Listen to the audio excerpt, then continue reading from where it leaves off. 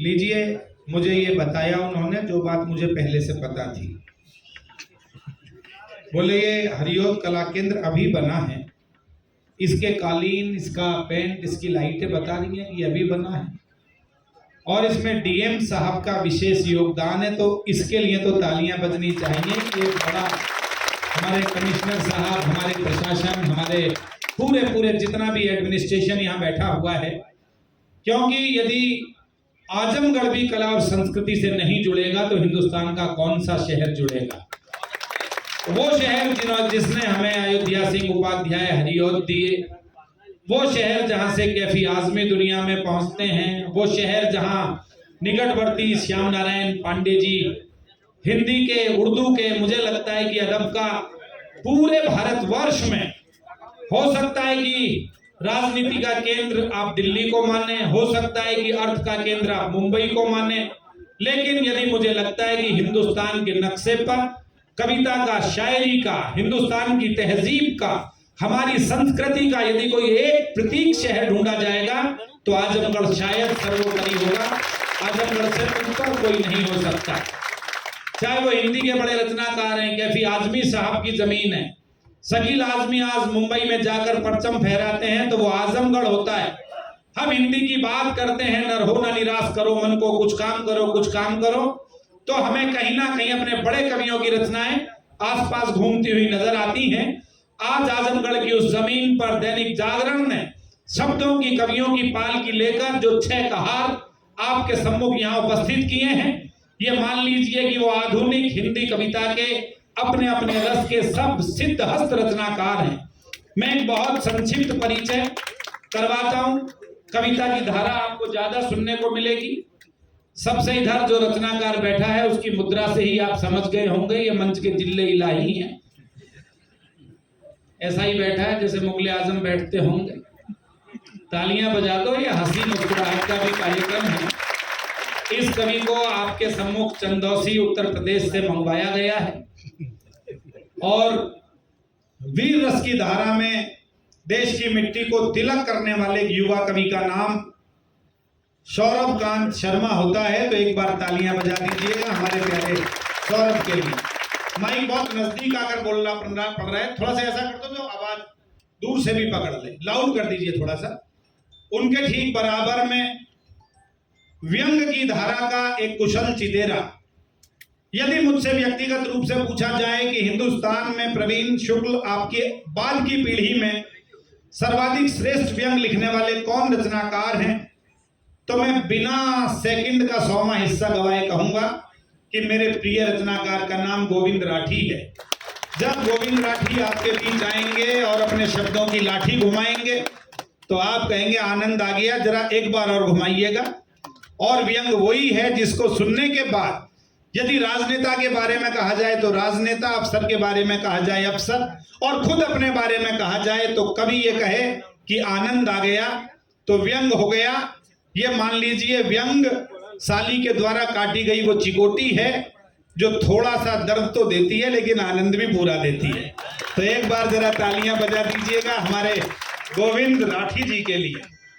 उनके ठीक बराबर में जो मोहतरमा उपस्थित हैं वो हमारे हिंदी कवि सम्मेलन के मंच की इस समय की सर्वाधिक लोकप्रिय, सर्वाधिक सिद्ध और प्रसिद्ध, दोनों शब्दों पर आप गौर करें, सर्वाधिक सिद्ध भी हैं और प्रसिद्ध इतनी हैं कि आप अपने घर जाकर जब YouTube पर या गूगल के सर्च इंजन में गौरी मिश्रा डालेंगे तो आपको लगेगा कि मिलियंस फॉलोअर जिस कवियत्री के हैं वो गौरी मिश्रा नैनीताल से आज आपके बीच उपस्थित हुई हैं। एक बार भरपूर तालियां। इंडियन यूथ आइकॉन है वो और युवाओं की प्रेरणा स्रोत हैं। उनका स्वागत, अभिनंदन, वंदन कीजिएगा। उनके ठीक बराबर में एक ऐसा व्यक्ति बैठा हुआ है, उसका फेस जितना अच्छा है सरफेस उससे भी ज्यादा चमकदार है। मैंने सोफा आगे खिसकवाया इसलिए नहीं क्योंकि हम कोई और कारण था, पहले सोफा जहां था वहां से लाइटें सीधी तेज के सिर पर पड़ रही थी और रिफ्लेक्शन मार रही थी। तालियां बजाइएगा, ये कोई परिचय नहीं है, मैंने ये तो सिर्फ एक आपके होठों पर मुस्कुराहट लाने के लिए ऐसे ही बोल दिया। वो रिफ्लेक्शन इसलिए कर रही थी क्योंकि उस मस्तिष्क के अंदर जो शब्द हैं, जो भाव हैं, जो रचनाओं का संसार है, वो इस समय तेज नारायण बेचैन को हिंदुस्तान का सबसे बड़ा व्यंगकार बनाता है। व्यंगकार की अपनी अलग भाषा होती है, अपना अलग तेवर होता है। माणिक वर्मा जी की 4 पंक्तियां में मेरे बड़े भाई, मेरे गौरव, मेरे बहुत प्यारे साथी, हिंदी कवि सम्मेलन के सर्वाधिक विशिष्ट व्यंगकार तेज नारायण जी को सौंपना चाहता हूं आदरणीय कमिश्नर साहब की उपस्थिति में।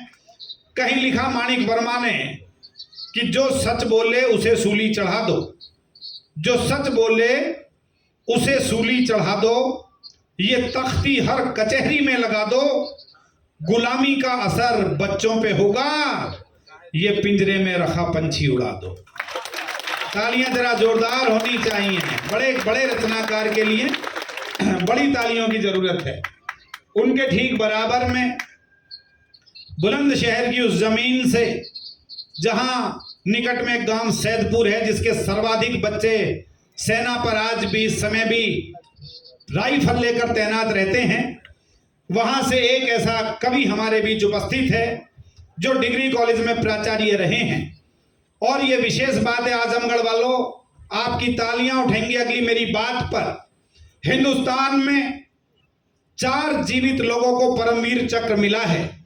अब्दुल हमीद जी को हम प्रणाम करके आए, और इस बार जब करगिल का युद्ध हुआ था, एक 19 वर्ष के नौजवान ने अपने शरीर पर 16 गोलियां खाने के बाद टाइगर हिल पर तिरंगा फहराया था। योगेंद्र यादव, उनको भारत सरकार ने परमवीर चक्र देकर सम्मानित किया।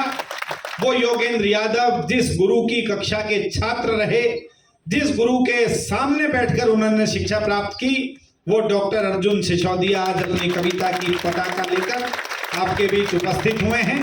वो आएंगे तो आपको लगेगा कि आप कवि को नहीं सुन रहे हैं, आप हिंदुस्तान के धड़कते हुए दिल को, हिंदुस्तान के टेम्परेचर को अपने आसपास महसूस कर रहे हैं।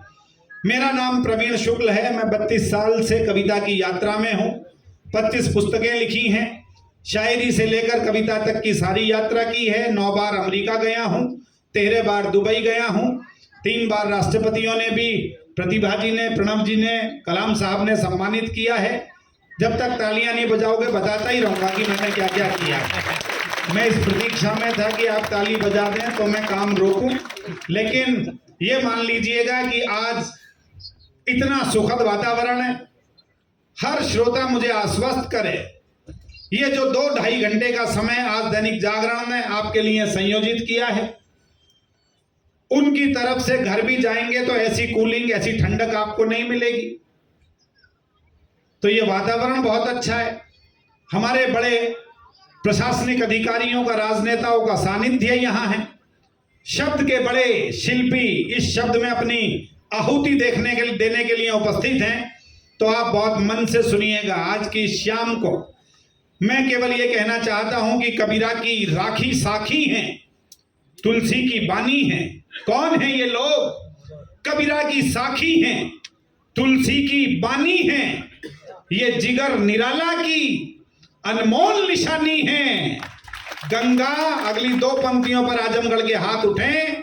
गंगा और मां यमुना जिस तट पर मिलती हैं, उस पावन संगम का निर्मल सा पानी है। हिंदुस्तान की तमीज, तहजीब, संस्कृति की पालकी लेकर आज ये रचनाकार आपके बीच उपस्थित हैं। मैं सबसे पहले चाहूंगा, जैसी हमारी परंपरा है, कोई भी काव्य समारोह हम प्रारंभ करते हैं तो सबसे पहले शब्द की अधिष्ठात्री देवी मां सरस्वती को प्रणाम करते हैं। यहाँ चित्र लगे हुए हैं नरेंद्र मोहन जी के, महेंद्र जी के, पूर्ण शंकर गुप्त जी के। उनको प्रणाम करते हुए मां सरस्वती की अभ्यर्थना के लिए मैं मां सरस्वती की लाडली बेटी सुश्री गौरी मिश्रा को आमंत्रित करता हूं और ये कहता हूं कि जिससे जुड़े संसार वो संवाद दो, हर दुखी मन को खुशी आह्लाद दो, कर सके हम शब्द की आराधना, मां शारदे हमको ये आशीर्वाद दो। एक बार आगे से पीछे तक पूरा सदन जरा हाथ उठाकर तालियां बजाकर शब्द के इस यज्ञ में आदेश दे हम काव्य समारोह का शुभारंभ करते हैं।